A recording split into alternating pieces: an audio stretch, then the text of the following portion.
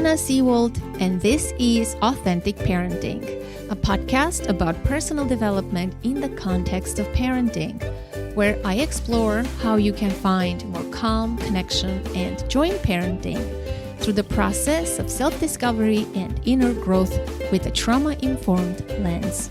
I'm a parent educator, and my mission is to help children by helping parents. The motto of this podcast is raising our children, growing ourselves. Today, every memory deserves respect. Finding healing with EMDR therapy. Warning: the following episode contains content that may be triggering to some listeners. Please check the show notes for more detailed descriptions and take care of yourself. It contains discussions of complex PTSD, depiction of traumatic events, graphic descriptions of violence against children with sounds of a beating, has references to emotional neglect, child abuse, sibling abuse, sexual abuse, bullying, dysfunctional family, and childhood trauma. Listener discretion is strongly advised. With that said, the story that we unravel has a positive ending. It's truly an incredible, compelling, and inspiring story about someone who experienced trauma during childhood and recovered from it with EMDR therapy. If you have listened to my interview with Dr. Deborah Korn in episode 353, Recovering from Trauma with EMDR Therapy, in it I mentioned that I will be interviewing Michael Baldwin, Dr. Deborah Korn's co-author. Together, they wrote a remarkable book called Every Memory Deserves Respect, EMDR, the proven trauma therapy with the power to heal. Michael, from a patient's perspective, who experienced transformative relief through EMDR therapy, and Dr. Korn, a world-renowned clinician who explains exactly how and why EMDR therapy works. I hope both of these interviews will inspire you to seek help, whether with EMDR therapy or other forms, because transformation is possible. You don't need to live with the symptoms of trauma that limit you in your life. There is hope. Michael Baldwin has worked in advertising for more than 35 years and has won numerous awards. He's the founder and principal of the branding and communication firm Michael Baldwin, Inc. All his life, Michael suffered tremendously from the effects of trauma. He experienced severe symptoms, fears, and phobias. He felt lost, like he had nothing, that he was nothing. He developed survival strategies to cope with his pain. At the age of 61, despite years of therapy, he was no closer to understanding why so many things that came effortlessly to others were impossible for him. Sustaining a relationship or a career, even using public bathrooms. In 2017, when he started EMDR therapy, he had such severe symptoms that his life felt like a prison. I have to mention that this is my second time interviewing Michael. The first time I talked to him, I had forgotten to actually press the record button. I was so engrossed in his story, so we lost our original conversation, which is a pity, and it was quite powerful. This time around, even though I was familiar with his story, I still reacted to certain parts with quite a bit of emotion. Heads up, if you are a sensitive person like me, you may need tissues. But once again, I want to emphasize that this story has a positive ending. Michael is in a completely different place in his life. He has made remarkable progress and is enjoying his life. In fact, he has reestablished his relationship with his brother. It's worth a listen. And now, here is Michael Baldwin with his moving, touching, and poignant story. Welcome back again. I have to say it was such an amazing interview. for me, when I speak to a guest and I'm completely immersed, that I forget what time it is, that I have to get a drink of water, like I'm completely zero in and I'm there visually with your story. When I first talked to you, it was that kind of experience. It was like I was in this movie and the whole world was completely turned off. And that's the wonders of podcasting has been for me. It's this mindfulness practice to be present with someone. But with certain people, I mean, it goes to a whole different level. And yours was one of those. And when I lost the interview, not lost, when I didn't press record and it was just vanished into the ether, I was kicking myself. I'm like, oh my gosh, how can we replicate that feeling? Because I know 100% when I'm present and when there is this beautiful synergy between me and the guest, the listeners feels it. Yeah. It just translates into a different experience for them, as opposed to tell me about your life. What did you eat yesterday for breakfast? Instead of that kind of an interview. And it was such a magical, wonderful time. And I'm like forever grateful for that experience, at least for me. Mm-hmm. Thank you. Listen, thank you. Yeah. So, and unfortunately, I know a lot of the answers, but I'm going to ask you, when did you start EMDR therapy? How old were you? Well, this is may come as a surprise to your audience, but I was 62 years old.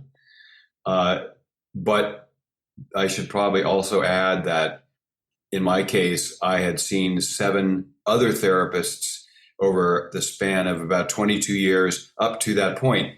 And so I had been exposed to talk therapy and CBT therapy and intensive short-term dynamic psychotherapy, many, many different types. And I actually started when I was in 3rd grade. My parents took me to a therapist in San Francisco, although they didn't tell me they told me he was a regular doctor. So I didn't realize until I was in his office when he asked me to look around the room and say, Michael, does this look like a normal doctor's office to you?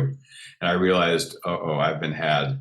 What a creep. Like that's a very creepy way of talking to a little kid. I'm sorry. Yeah, well, also, I don't know how, not being a parent myself, but how wise it is to not tell your child what really is in store for them. Wrong. But it's wrong. Yeah, I figured it probably was.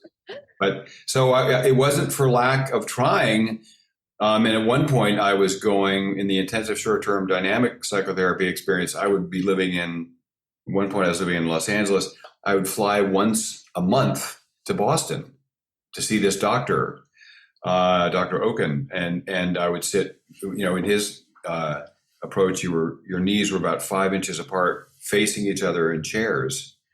And I would go there. That was like 5 hours at a time. And I would do that once a month. So it was not until I was 62 that I finally came across an EMDR therapist in the form of Jeffrey Magnavita, who was my therapist. So just to be clear for your audience, Debbie is my co-author, but was not my therapist. Yeah. And so what prompted you to seek therapy in the first place? Not EMDR therapy, but all of those other therapies within the span of 20 years. What made you seek therapy? Did somebody tell you you need therapy? Did some rupture happen in a relationship? What was that instigator? So I wouldn't say there was an instigator, but I remember distinctly when I was living in Boston in my 20s, and this will sound probably pretty funny, but I remember when the therapist asked me that question, I told him, I think it was probably my first appointment, that I was having trouble concentrating. And I really needed to see a therapist because I needed to be able to focus. And, my experience since I was a boy was of being disconnected from my body, sort of dissociating from myself. I couldn't read forever. I would go to normal school. And then after my normal school, this is in 2nd and 3rd grade age, I would have tutors. I had math tutors. I had reading tutors. And for me, reading was, I was, when I was in college, I would start a paragraph, and within seconds, I would be wandering off in my mind. I'd start the paragraph over, and that was a pretty pervasive condition of mine. But in answer to your question, I think it was sort of a general sense of sort of anxiety and dread, and not really being able to form intimate relationships.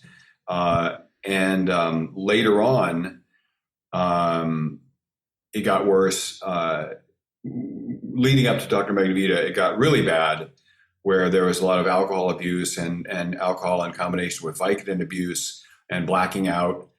And that was after a work event, which kind of was the turning point for me, which we can talk about at some point when you're ready. Yeah. And so you had symptoms, and your symptoms were different at different stages of your life, but at some point they intensified, and it becomes debilitating. I guess you can't live a normal life, and you had severe nightmares, recurring nightmares for years, right? The same nightmare. I had two nightmares in particular that were as terrifying the last time I had them as they were the first time I had them, and they never changed. I was dealing with pretty severe phobias, although I didn't understand really what a phobia was. Use of public restrooms, fear of heights, any suggestion of intimacy with a woman was completely panic-inducing. And the weird thing about all these things was I just thought this was the way I was. I never made a connection between my adult symptoms and anything having to do with trauma from childhood. So I never thought of myself as a trauma survivor. I never knew anything about trauma. And I say none of the 7 therapists before Dr. Magnavita ever talked about trauma, and none of them were EMDR therapists. What did you then talk about during those therapy sessions? What was the therapy, like cognitive behavioral therapy, or the one that you described where you sit very close to the therapist with 5 inches, the knees apart? Can you briefly tell, if you remember, what you uncovered in those sessions in each of the therapists? So with things like, I remember seeing a talk therapist in New York, and I remember so much of those experiences, with the exception of the one you just mentioned, the short-term dynamic intensive, were the 50-minute, once-a-week model. And for me, and again, I always have to be careful that I make sure it's clear, I'm only talking about myself, that model just did not work. And I think that I have a lot of, I'm pretty sure I have a pretty good idea as to why they wouldn't work for me. So the talk therapy thing was after, you reach the 50-minute mark, and it's talk therapy, and oftentimes it would not be emotionally taxing or deep in any way. And then you're off and you come back the next week. And you also, I found myself in New York, when you have a job, you're having to get to the office and then get back to work from the office. And it's very distracting, and it doesn't really lend itself to, I think, getting anywhere. With the short-term intensive dynamic psychotherapy, that was different. And I remember distinctly, for example, mining emotions. So, for example, one tack this therapist would take was, he would say, you can pretend you have no feelings about your father in this regard, but, if you keep that up, you're going to die a lonely man.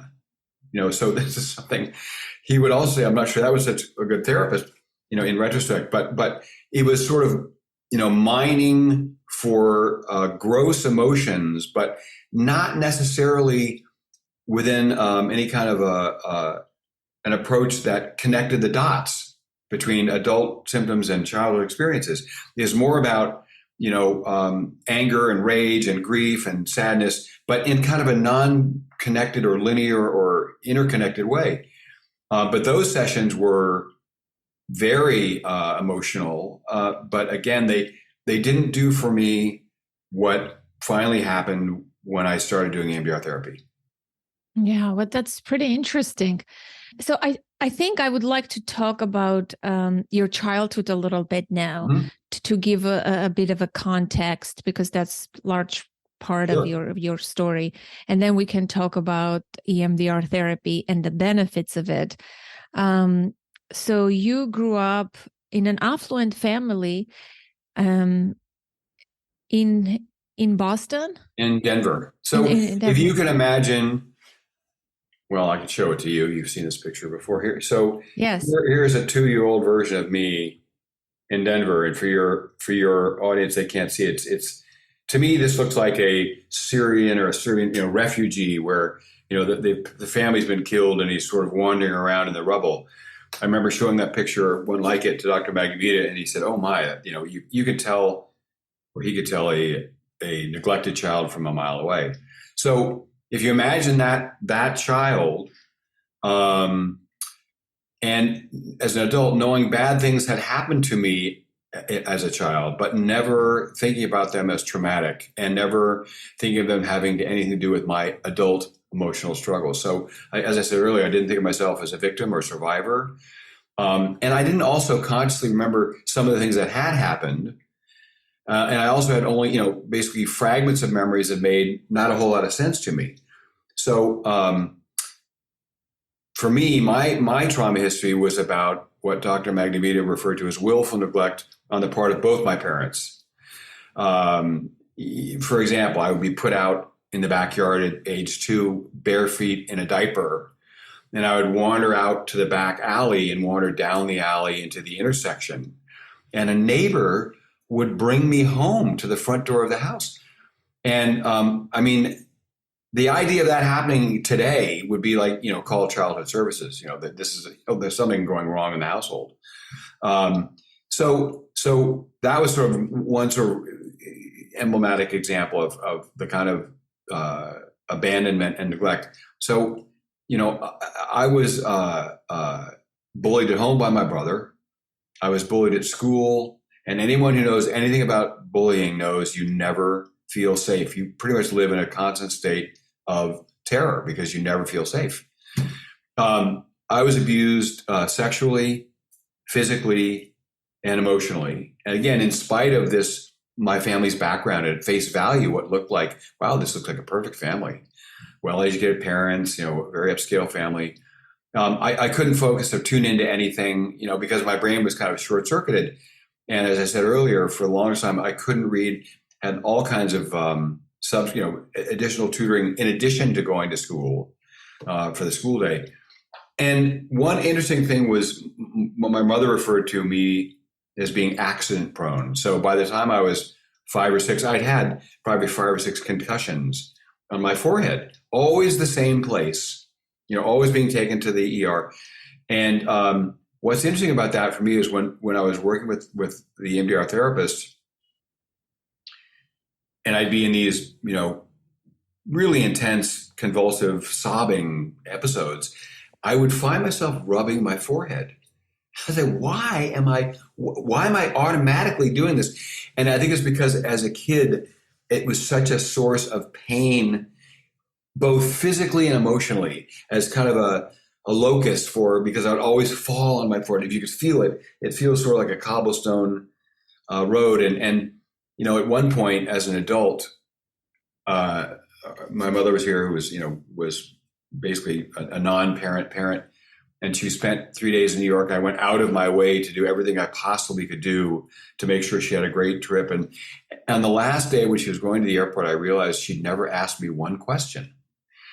And I was walking down to her room, pick her up. We were going to have breakfast at the hotel, and we were sitting at breakfast, and I'm realizing this is just, this is so typical.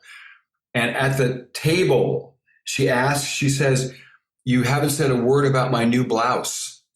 Oh my God. And that night in New York, I drank to the point of blacked out, fell on my forehead, woke up the next morning with a horrible gash where I had to go to the ER, had 7 stitches taken in my forehead.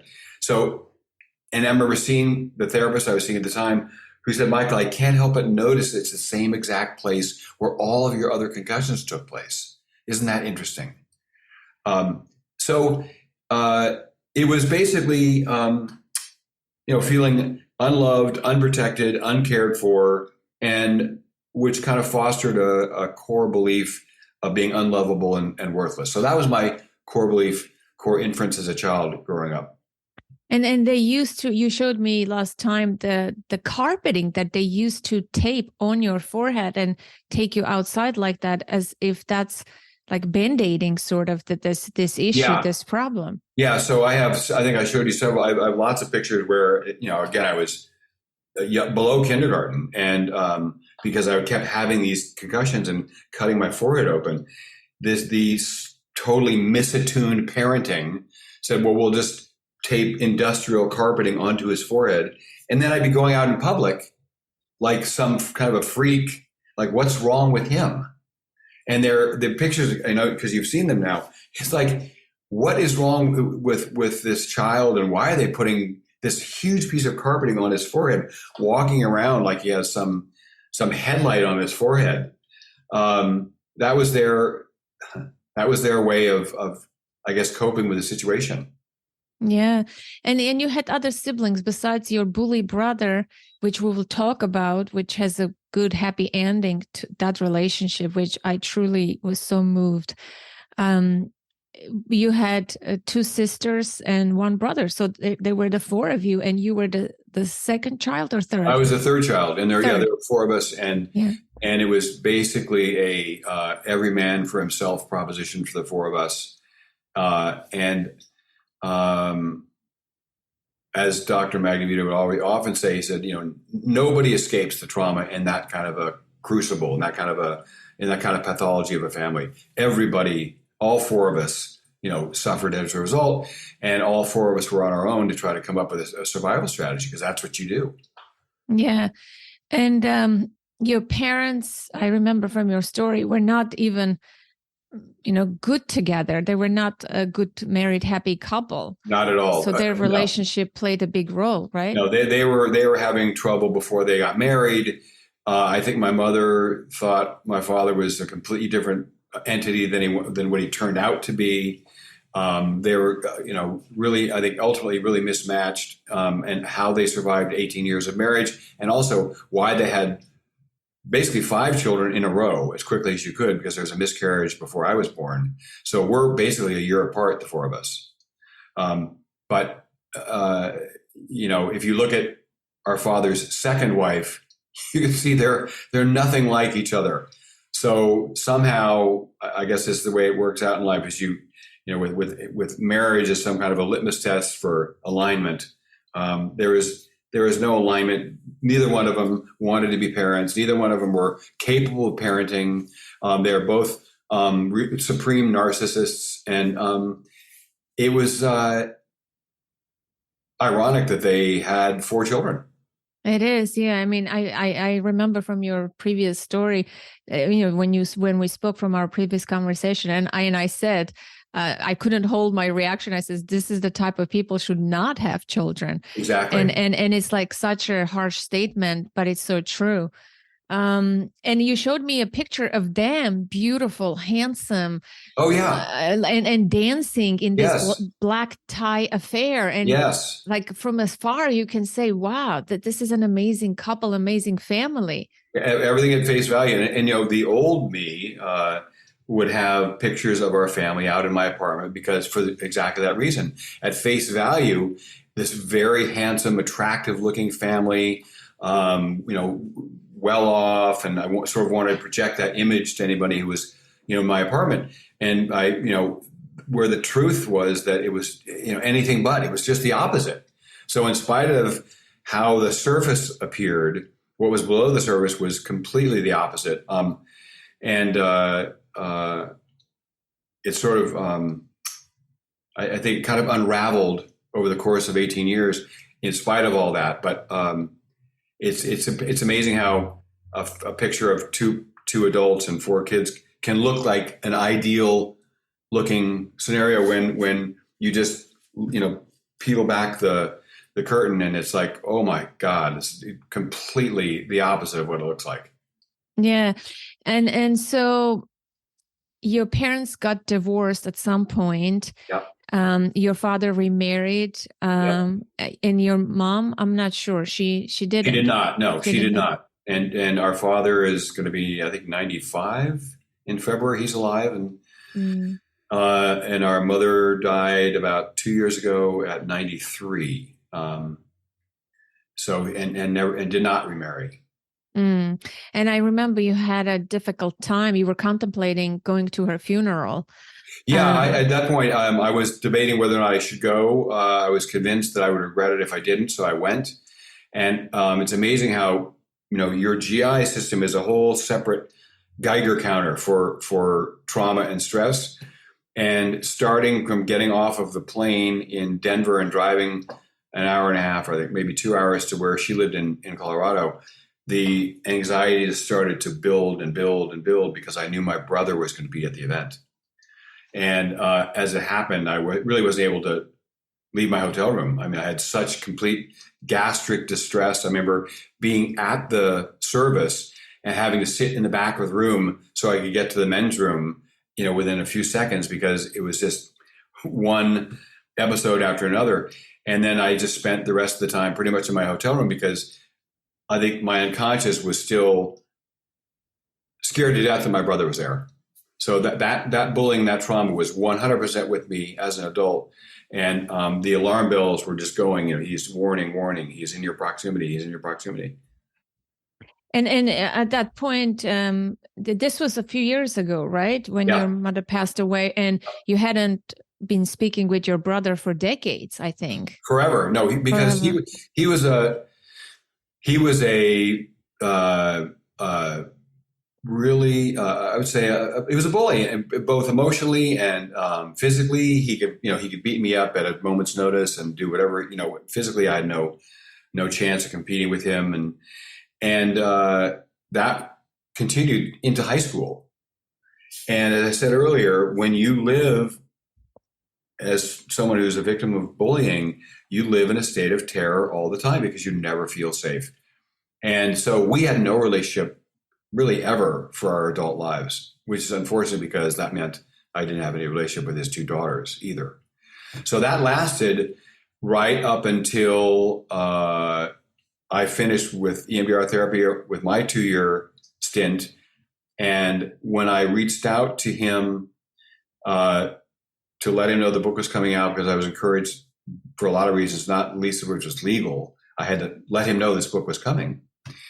And I reached out to him, and as it turned out, he reached back to me, which led to him asking for a recommendation for an EMDR therapist from Debbie, which Debbie provided. And he started his EMDR journey, which led to the very first inkling of a relationship that we never, ever, ever had as humans or men or boys growing up, or brothers. And it sort of culminated where we took a trip together, and the Monday of the week we spent together up in Vermont was his 70th birthday. So that's how long we had to wait to have a relationship that was impossible for either one of us to have, having grown up in this environment. In his case, as an adult, he really suffered from depression. In my case, I had another survival strategy, which was all about status and achievement and becoming a workaholic and having a career in advertising. Yeah, no, I want to talk about that just a tiny bit. I know we're going from one part of your story to the other. But I would love for you to talk about the grandiosity and how, your adult life was sort of unfolding, and what were you chasing? Status, money, right? All of those things as a result of your upbringing, as you said. So when you have a core belief that you are unlovable and worthless, that starts pretty much when you're, pre-verbal stage of life. What I did was devised a survival strategy to mitigate against that core belief. And that was this grandiosity strategy. So everything very quickly became about constructing a false persona of outward perfection, of status and achievement. And at one point, also, becoming a absolute 24/7, 365 workaholic. And when I had to write my story for Debbie, very early stages of the book, that was one section. And I remember just feeling exhausted when I was remembering one thing after another, of the lengths I would go to craft and curate this persona. I mean, things like going down to this little seamstress, her little storefront in South Boston, and looking at her rows and rows of different spools of thread and picking out exactly the right color of sort of salmon colored thread, and then telling her exactly the right height and position of the monogram on my Brooks Brothers shirt where the thread was going to go. I mean, there was no detail, ritualizing clothing and ritualizing, I mean, you name it. It was just exhausting. And then on the achievement side, running the Boston Marathon, but not walking one step, spending 3 years to get into medical school and then not going. In 1994, getting my surname registered as a domain name before anyone else I'd ever heard of. And here's the irony of that story. At the time, if I was a little smarter, I could have had any domain name I wanted because no one knew anything about it. And I could have created generations of wealth. I mean, I think I remember business.com sold for $22 million. So I was right there when nothing was taken. But again, using that as for bragging rights. So, having a penthouse apartment with a fireplace and a terrace and belonging to the best clubs and driving a Mercedes and we just on and on and on and on. So I look back at that person now, and it's a combination of embarrassment and shock. But the therapist would always remind me, you should be kind of respectful of the lengths to which you follow that survival strategy, because you're fighting against that core belief. And where was the evidence? Any suggestion, let's say on a part of a client, like that meeting didn't go well. Immediately, I'm a failure. I'm no good. I'm no good at my job. I'm going to get fired.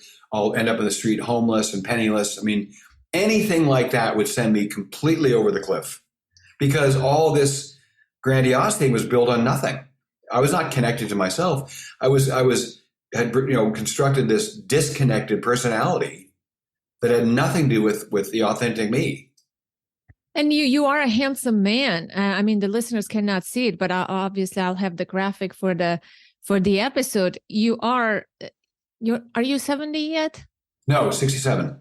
Well, 67, but I mean, even for a 67, you look amazing, first of all, and you're very handsome. Well, thank you. So I'm sure when you were young, that played a role too. Did it play a role, especially like you're this, you live in this penthouse, you're handsome, you have money, all of those, but you had intimacy issues. Totally. Can you say a few words about? I'll give you the best example that I can think of, which is at one point I was going out with this woman, and I invited her to a place where I rented a house. And it was early days, so I made it very clear, listen, you're going to have your own, you'll be upstairs, I'll be downstairs, you'll have your own room and bathroom. It's completely, you'll feel completely safe and no pressure. And I remember saying goodnight to her upstairs, going downstairs, getting in bed. And about 15 minutes later, she walks into my bedroom in a nightgown, and I blacked out. Wow. Just blacked out, because it was just like that's it, you're trapped and there's no way out. And I just blacked out. And I don't think I said this earlier, but the nightmares, the phobias and things like that, I just thought, I guess this is just the way I am, because I had I never drew a connection between these symptoms I was having as an adult and the traumatic experiences and the traumatic memories that came from childhood.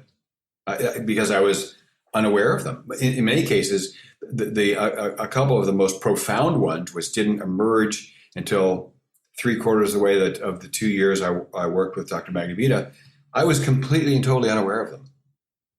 Totally buried, had no conscious awareness of them.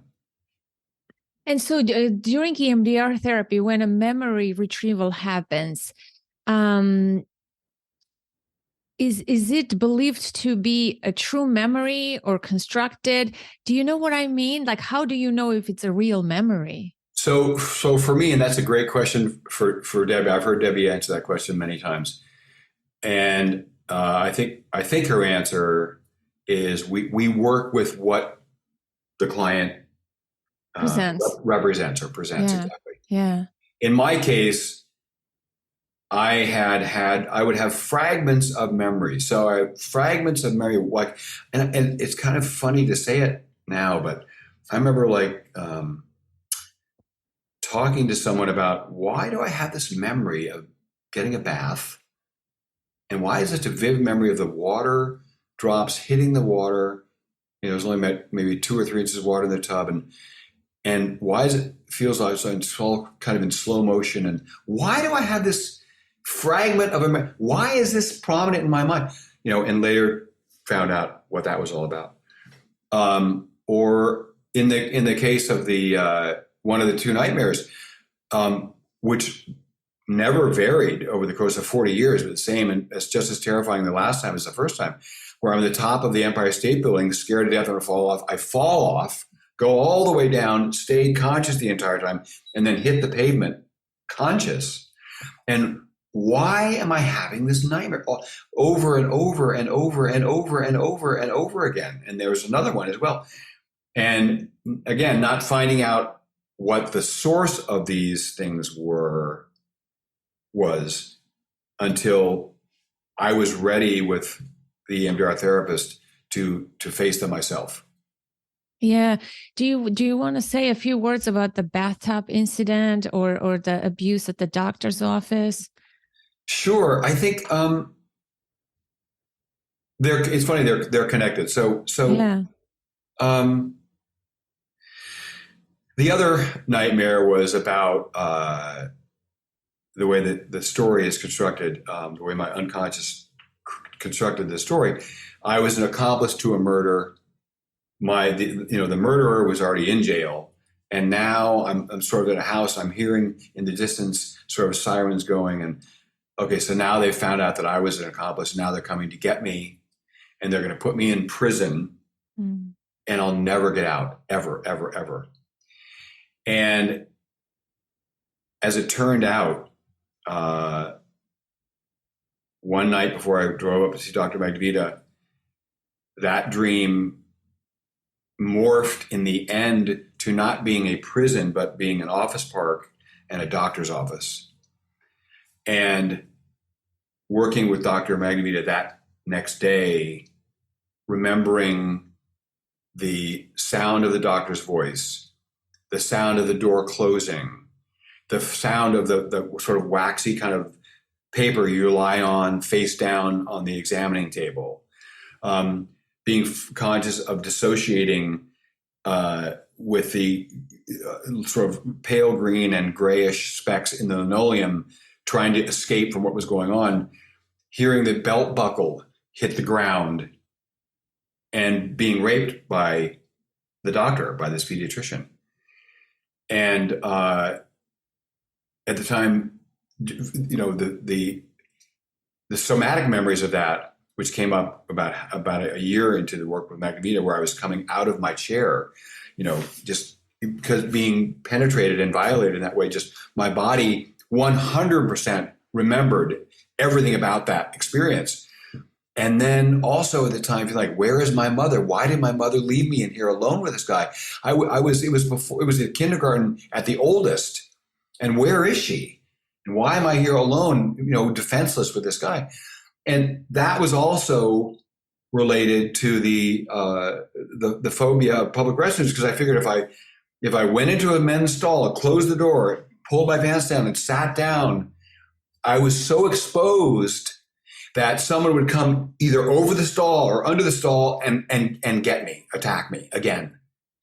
But never knowing that. I mean, I remember being in 6th grade, it's like it was yesterday, waiting for the big hand to hit the 12. So it was lunchtime because I had to go to the bathroom so badly, knowing I couldn't go to the boys' room. So I would run home to my house and barely make it without, afraid I was going to soil myself. And that was a fear I lived with my entire boyhood, adulthood, and never knowing why. I guess, I don't know why, I just can't do it. I can't go in there. There's no way. I know. I mean, this is so sad and so horrible to hear stories like this, right? How that childhood traumatic experiences like live there dormant and forever, and they just affect our life, and we don't know, we're disconnected, and it's just so sad that many of us have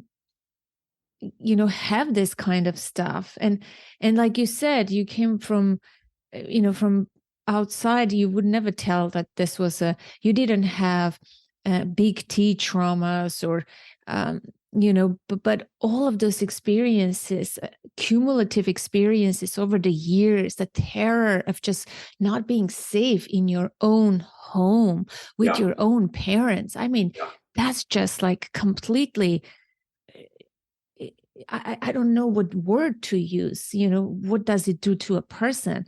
Well, yeah, it's funny. When I first started EMDR, a lot of the first phase was uncovering the depth of the aloneness, loneliness, longing, sadness about the extreme neglect.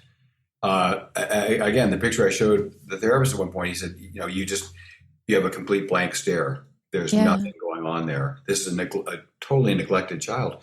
And understanding the kind of long-standing damage that does, because it means you are not attached to any caregiver. So you have no one to turn to, no one to back you up, no one to mirror with you, no one to celebrate you, nothing. You're just completely on your own. And that's just fundamentally fatal, because one of the many things I like about in the book that's talked about is how an immune system that's healthy protects you. You get a cold, you don't die. You be exposed to things and they don't kill you because you have a healthy immune system. If you have a healthy attachment to at least one caregiver, you can survive the death of a pet. You can survive the death of a grandparent. You can survive maybe being bullied. But when you have nothing, you're susceptible, and everything is magnified a million times because there's no foundation. There's no relationship that is concrete and reassuring that knows you're not alone in the world. Yeah, that sense of terror. And I mean, you were saying, and I made a comment last time too. You said your brother bullied you every day, and I said that's sibling abuse. There's a big difference, and I just want to say that again, because I feel like people talk about intimate partner violence and abuse, domestic violence, but somehow in our culture we don't talk about sibling abuse, but it is the largest compared to intimate partner violence. Sibling abuse tops the chart. So and a lot of times, like, parents minimize it, they don't register, they don't see it as a problem. Well, in my case, I think we talked about this last time. Our father's preferred method of discipline was using one of two oak paddles that he kept at a certain place in the house. And I would be called into his room and pull my pants and underpants down over his knee with this oak paddle. He would tell me, if you put your hands back to try, I will spank those too. And it was like this. It was exactly like that. And I was subjected to that many, many times because just my condition as a child was, I don't know, just so all over the place that I was constantly getting into situations where he was disciplining me, or I was doing things that, like, I guess, against his authority. But these were also, I think you mentioned last time, okay, somebody called childhood services because this is abuse. This is not discipline. This is not discipline. This is a crime, and it's like you can see again. I'm getting it's strong reaction I have to this. This is so painful for me. Yeah. This should not happen to any child. Never. Sorry. This is such a strong trigger for me. Mm-hmm. This is my mission in the world, to support children and to help parents, and everything I stand for. This should not happen to any child, and just in the hands of a loving parent, supposedly loving parent, who is supposed to love and protect you. You get this. I mean, just the amount of trauma that you went through. It's not just that discipline, quote unquote, aspect. It's not the neglect. It's not your brother's bullying. It's like everything in the trauma book is like you experienced it. I think I'm a 7 on the ACE score. My ACE score is 4 and you're 7. Well, I met one of my clients recently. I did the ACE quiz with her, and she was 10 out of 10. And I just stood there and I just started crying, and she looked at me and she said, "Why are you crying?" I aced my ACE score. And she just started joking about it, but it's so painful. This stuff should never happen. Yeah. And your father, I asked you this last time. He used this discipline method with the girls and the boys. I thought he did with my 2 sisters until he spanked my older sister and she passed out, and he never did it again. And how old was she at that time? Oh, she's probably in 1st grade or something. I mean, you see what it takes. I said this last time, like for a person to he stopped it, not because he cared or something moved in him. He just didn't want to probably get in trouble, because what if the child died? Not that the mental shift happened in him, right? Yeah. And it's just so messed up. I just can't even. Yeah. It's funny. It's so funny because when you live with something, when you're conditioned to it, or it's part of your normal. When I think about that now, and I think about when I was a student, I remember doing it once in the chair in the therapist's office, and how my hand, I was doing it against the arm of the chair so he could see what it was really like, and hurting my hand.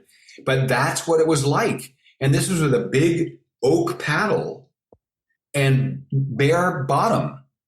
So that's also, to me, there's a humiliation element there as well that's going on.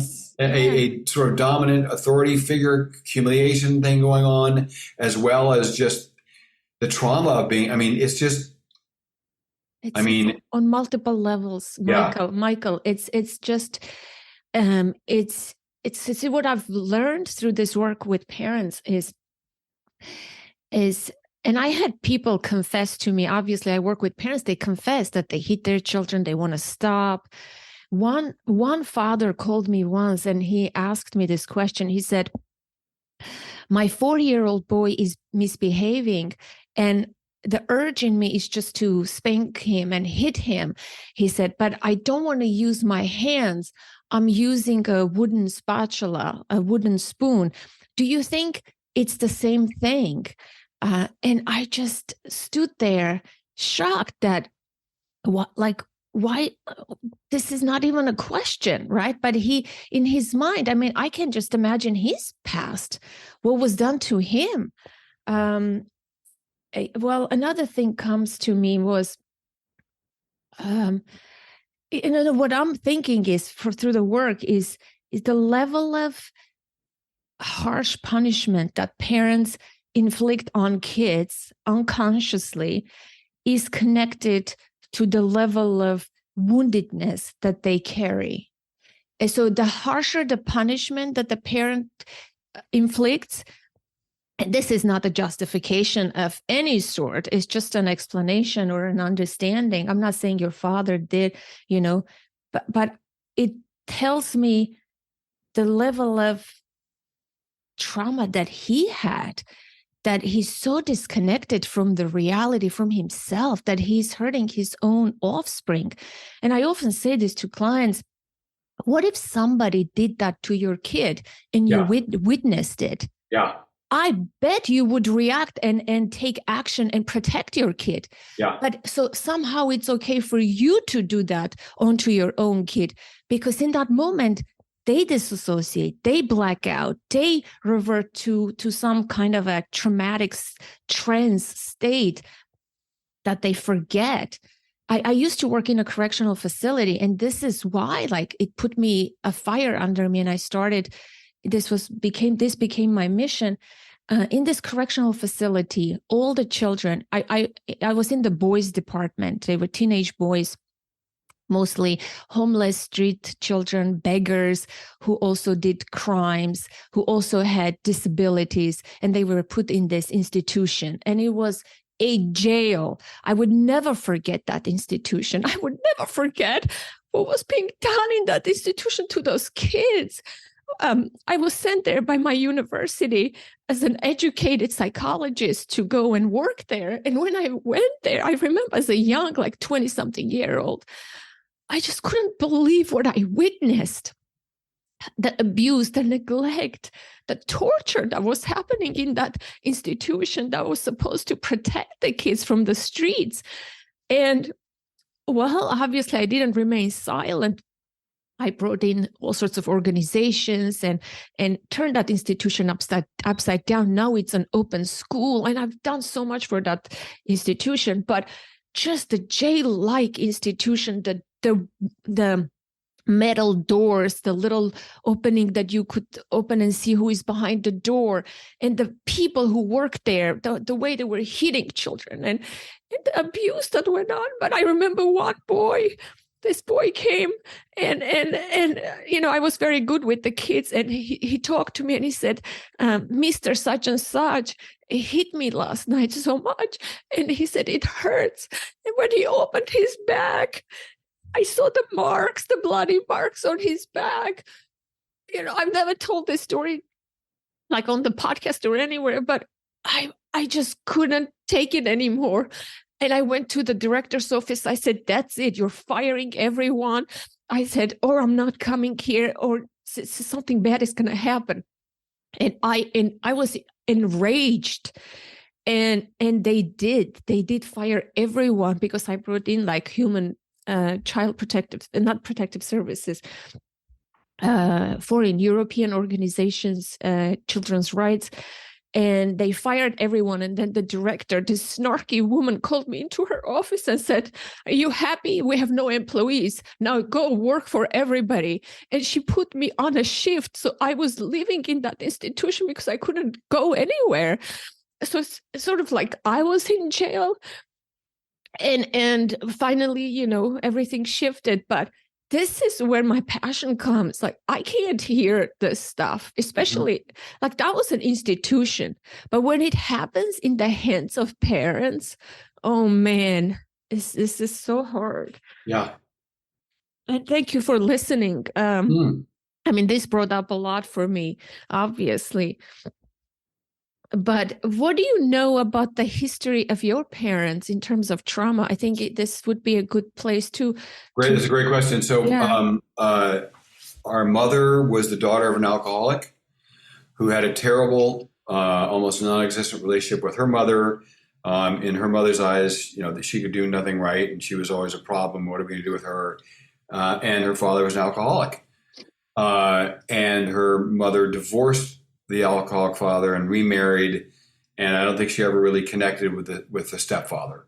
Mm-hmm. Although the stepfather, my step grandfather, was kind of a saving grace because he took such an interest in the four of us. One of the pictures in the book, is me in Naples, Florida, with holding the hand of my step grandfather, who walked me, very carefully into the water, holding my hand.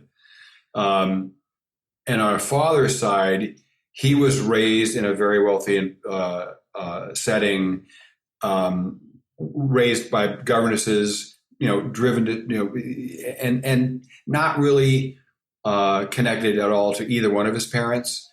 They were just, I think, kind of the culture of his parents was that children are, to be seen, not heard. And he only had one sibling. And I think they were both very much just alone, completely alone, unattached to either parent. And then in our father's case, he went to Korea, and my aunt was convinced he had PTSD from the war and was never the same after that, on top of his already probably neglect that he suffered, and no attachment. So that's just sort of a snapshot of on the maternal and the paternal side of our parents. Yeah, and last time I remember I asked you a question. I said, Michael, did you ever want to escape or harm your parents or harm yourself because of the conditions that you grew up in?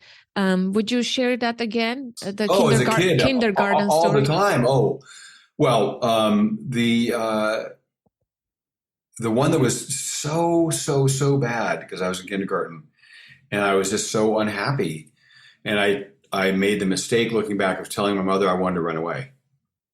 And again, in incredibly misattuned parenting style, rather than say, what's going on and why are you unhappy, and tell mom tell your mother she got my suitcase and started putting my clothes into the suitcase, and I'm watching, getting more and more panicked, and saying, maybe I really don't want to run away. Oh, no, you're running away.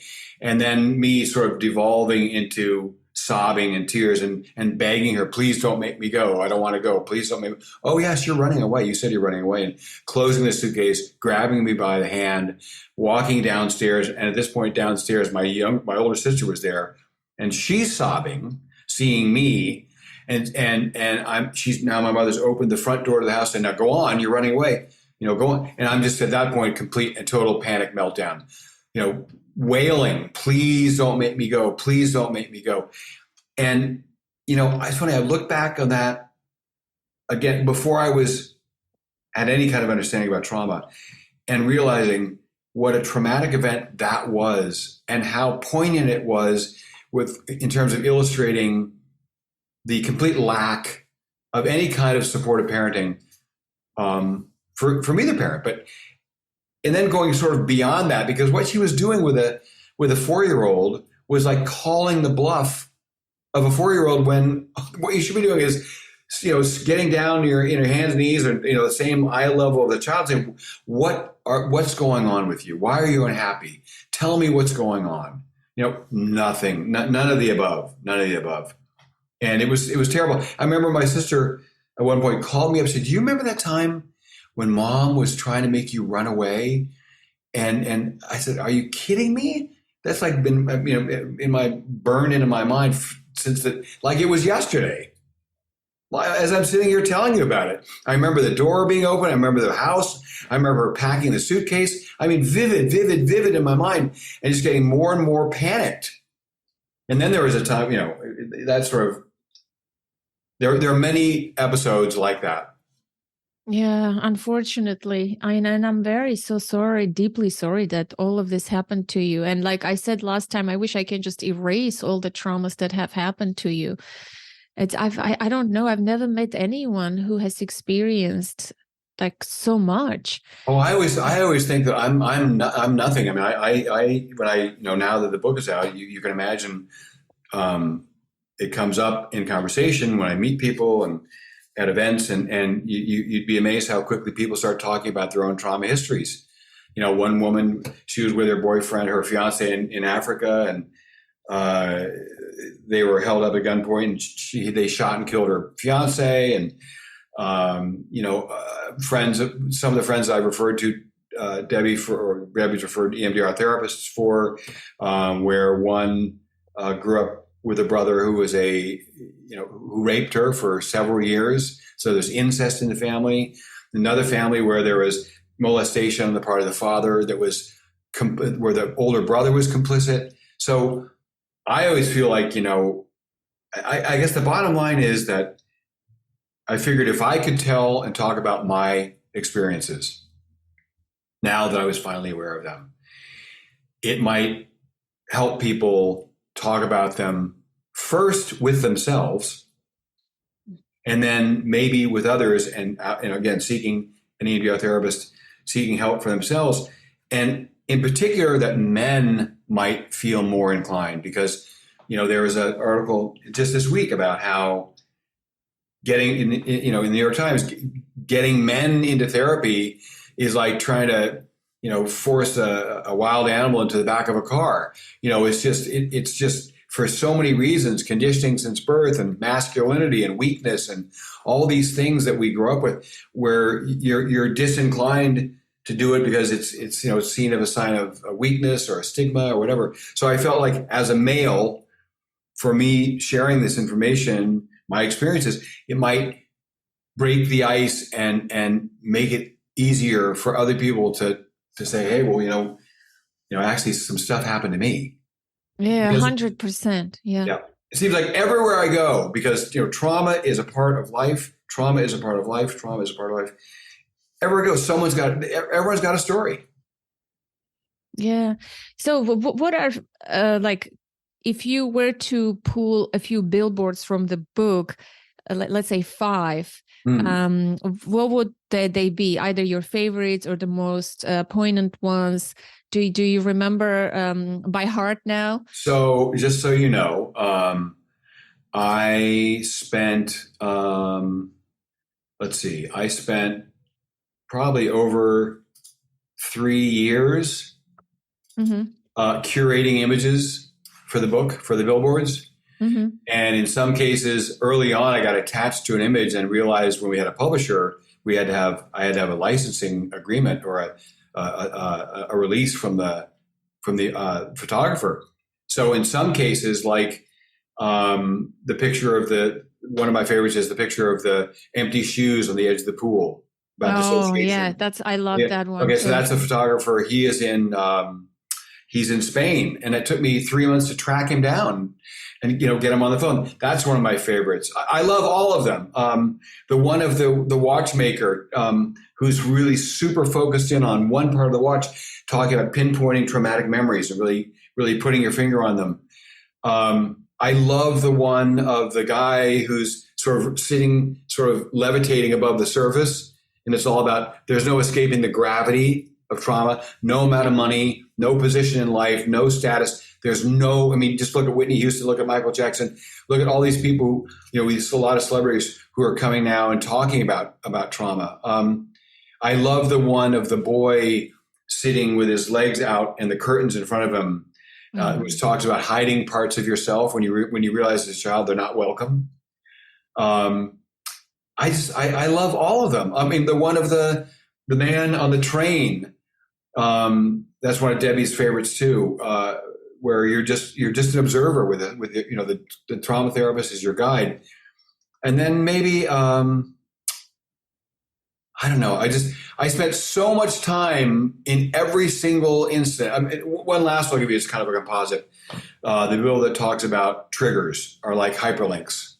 So it could be a sound or a color or a smell, and how that just wormholes you right back to 2 years old when something had happened.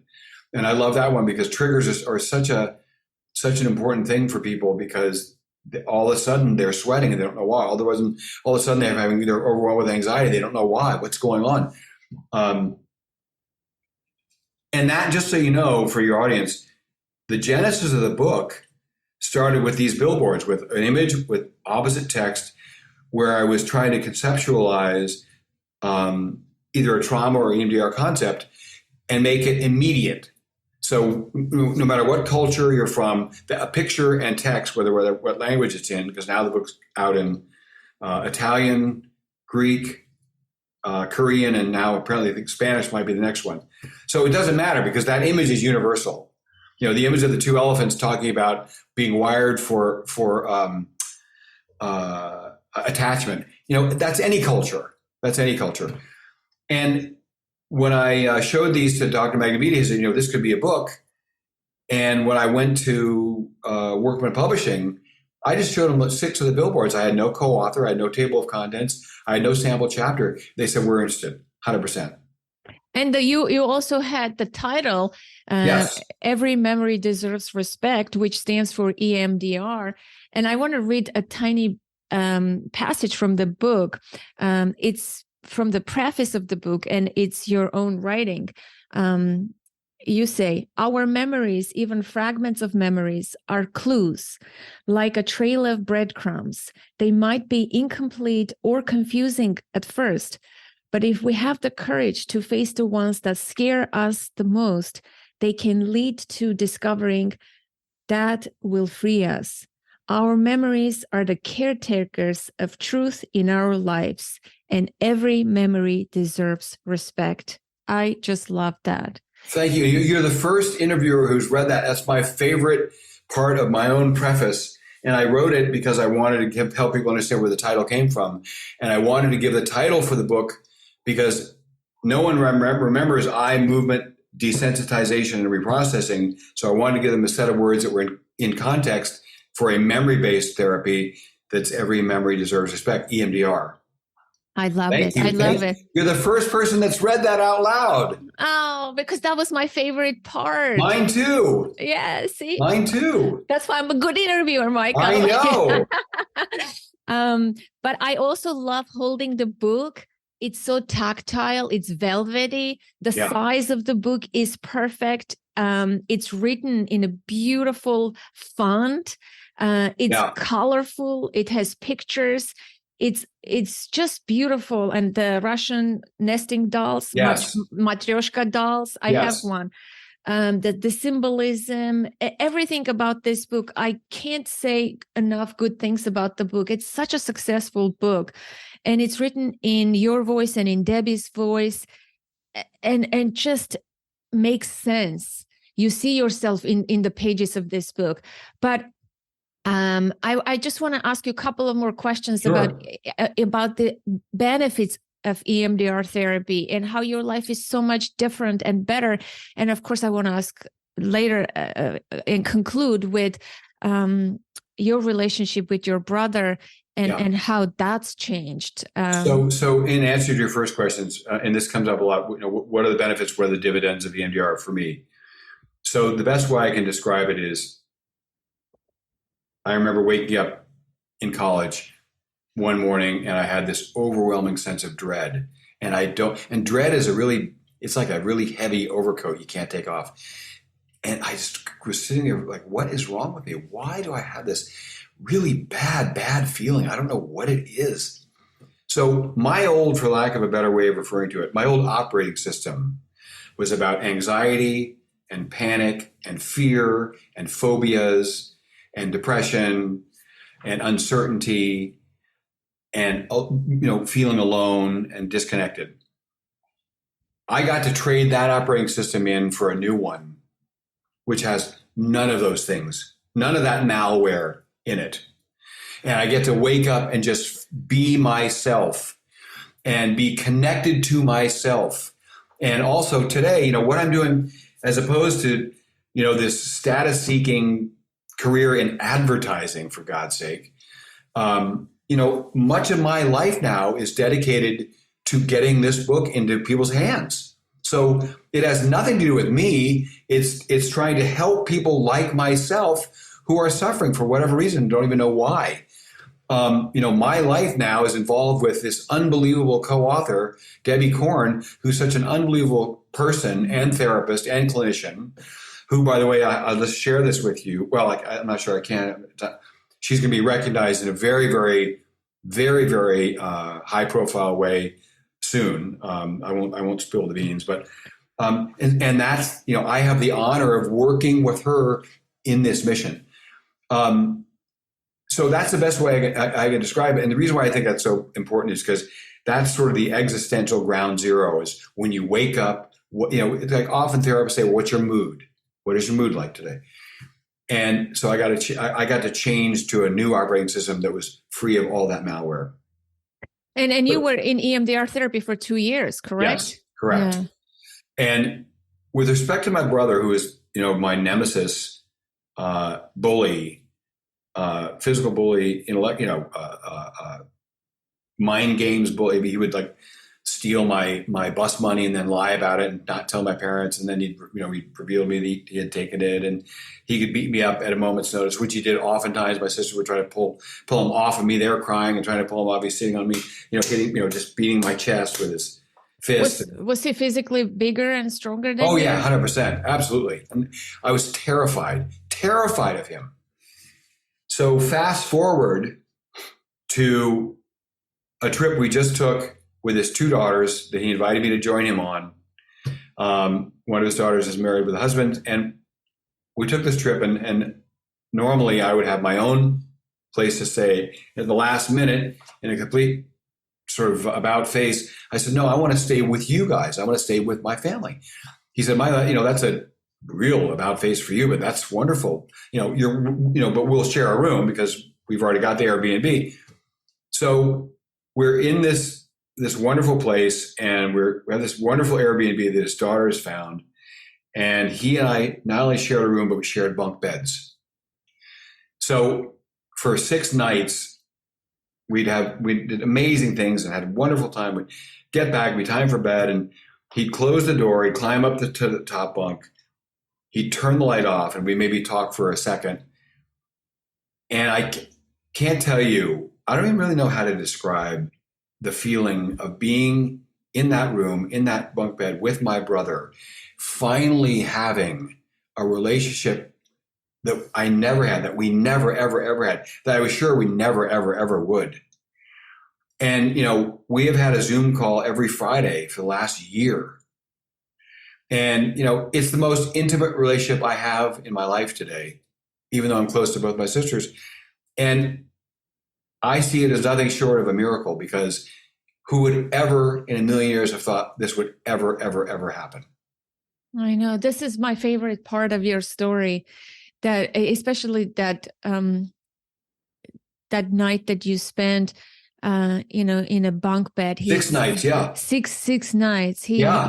And coming from the history that you can be in the same room and not terrified of him, right, and be together, and in fact, feel safe and enjoy the moment. And that's what trauma healing is, right? Sort of rewriting a new experience, a new memory over the old one. Yes, in fact, you mentioned that. That's one of my favorite billboards. The background is this black, charred, burned up black tree, and out of that, sort of a crack in the old black burned bark of the tree is this green new growth, where the brain, neuroplasticity, where the old patterns are replaced with new ones. The unhealthy ones are replaced with healthy ones. And as I say, it was like I was sort of wrapped with not dread, but with love and security and proximity, just being in that bunk bed with him in the room. And it was just quite remarkable, and I'll never forget it. We went to the flea market. I took him to the flea market, and we spent hours there because I loved it. And I got one item for €1 that was just a little sort of kind of token, a keychain thing that I now replaced my old, Tiffany keychain, which I don't even know where it is now, with this thing that I got for €1, so that I never, ever, I'm reminded always, because I use it every day. I use my keys all day long, of that trip. Wow. What a story. This should turn into a series or a movie. Well, hopefully, going forward, he and I will be doing things together, because he is such an advocate now of EMDR. And I should mention also, during the trip that we took, for the first trip we ever took together, he happened to meet this woman who he's now in a relationship with. So it's kind of a double header, and the advantage that woman is having is she's seeing the post EMDR person, not the one I grew up with, the real him, the real person. Wow. It's quite remarkable. I couldn't be happier for him. Yeah, I'm wishing the same for you, Michael. Me too. I'm wishing so deeply from my heart. I'm wishing the same for you. Said, Yeah. I remember last time I asked the question, I don't remember what question, but you said that you're waiting for that phone call to come. Yeah, I think what I said was this other doctor, Dr. Goldsmith in New York, he would always remind me, he said, it's really simple. What people really look for and what people really want in life is for the phone to ring and to pick it up and someone on the other end of the phone says, "Hi, it's me." And that's what we all want, that person. And I think that's just a part of, to me, that's like boiling it down to the simplest reason to be human and what being human really means and what it's all about. I always say this sounds so corny and cliche, but to love and be loved. But it's true. It's so true. It is. It is so true. And hopefully the year 2023 will be your year that you can meet someone, you can pick up the phone and the person will say, "Hey, it's me." Yeah. And they will get to meet the true you. And, that's right. And you will rejoice in this experience of being you and being seen and loved. And I think it would be like the last chapter of this story. I think we need that chapter for the story to be complete, right? So if I had one message for your audience, because when I was in my 20s, arguably, formative years, EMDR hadn't been discovered yet. It wasn't until 1987 by Francine Shapiro. So that was not available to me. But today, teenagers, 20-something, whatever, arguably when you're about to start out, if you are struggling, if someone you know and care about is struggling, don't wait. Find an EMDR therapist. You can go to our website, everymemorydeservesrespect.com, and there's a Find a Therapist section that takes you to the EMDRIA, the International Association.org, and that's the one single source pretty much globally. There are other ones for countries and areas of the world, but that's really the granddaddy of them all. And you can search by zip code, you can search by insurance, you can search by certified therapist or consultant. But the bottom line is, don't wait. Life is too short. And you don't have to wait until you're 62 years old. You can do it now. You're 22 years old. Get in there and take care of getting yourself back to factory settings, and then go live your life. And may I ask you, do you go for a tune-up, so to speak? Do you need ongoing therapy to bolster what you went through, or what's going on in your life now? I wouldn't say it's a great question. I wouldn't say it's required. I would say Dr. Magnavita always made it clear his doors are always open. And I have been back to see him a couple of times over the past couple of years. And I think the way that works is, and in my case, if and when, the intimacy thing becomes real, who knows what that might also bring up for me, because it was so fraught because of the experiences that are in the book. But I would say it's a door that's always open. And as things come in your life, or maybe children move out of the house, or you get divorced or something, there might be other things that you want to continue with. But that, to me, that's a good thing. And I'm going to end with one last question. Knowing now that your relationship with your brother transformed completely, if your mother was alive, do you wish or have a hope, or do you think that relationship could have salvaged as well, or you didn't even want to try? You know what I mean? So one important thing to remind your listeners, your audience of, is that in my brother's case, had it not been for my EMDR journey with Dr. Magnavita and his EMDR journey with Dr. Borstein, which a colleague of Debbie's, it would not have been possible. In our mother's case, who led a utterly narcissistic, non-reflective or self-examined life at all, unless she also decided to engage with an EMDR therapist and have her own journey, I don't think there's any possibility whatsoever, because it's like, there were no emotional or attachment holes in the bowling ball, so to speak. There's no place to put your fingers, because it was just a smooth surface, narcissist, self-examined life. Yeah, thank you. Thank you for your honesty. Thank you for being with me today and the other time. And thank you for not holding back the story as you shared the first time. You were very generous with your time, with your presence, and with your heart. I truly appreciate it. And I wish you such amazing things in the new year. I wish you good luck, and I hope you'll get that phone call. Like I'm rooting for you. That this is that last chapter. Thank this you. Is the last episode.